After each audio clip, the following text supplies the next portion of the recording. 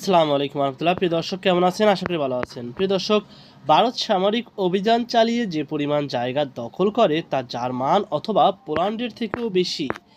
চলুন বিস্তারিত জেনে নিই। প্রিয় দর্শক, ভারত সামরিক অভিযান চালিয়ে যে পরিমাণ জায়গা দখল করে তা জার্মানি এবং পোল্যান্ডের এরিয়ার থেকেও বেশি বলে মন্তব্য করেছেন পিনাকি ভট্টাচার্য। শনিবার 10ই মে এক ফেসবুক পোস্টের মাধ্যমে এই মন্তব্য করেন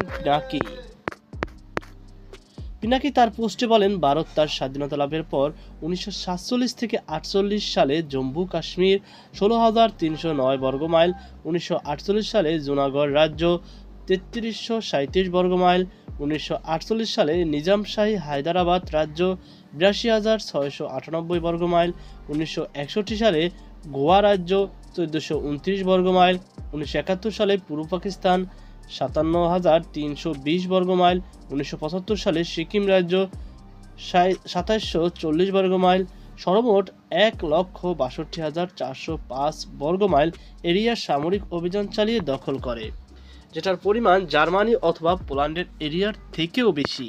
অথচ ইন্ডিয়ান ন্যারেটিভ ভারত শান্তিবাদী দেশ, অহিংস দেশ উল্লেখ করে তিনি আরও জানান, পৃথিবীতে আর কোনো আধুনিক রাষ্ট্র এত বেশি এলাকা সামরিক আগ্রাসন চালায়ে দখল করে নাই। প্রিয় দর্শক, আশা করি আপনারা বুঝতে পেরেছেন। বিভিন্ন সময় তারা সামরিক অভিযান চালিয়ে সেই রাষ্ট্রের দখল করে নেওয়ার নজির কেড়েছে ভারত, এমনটি মন্তব্য করেছেন পিনাকি ভট্টাচার্য। তো পিনাকি ভট্টাচার্যর এই মন্তব্যের সাথে আপনি কি একমত? অবশ্যই কমেন্টে জানাবেন। সকল আজকে পর্যন্ত, আল্লাহ হাফিজ।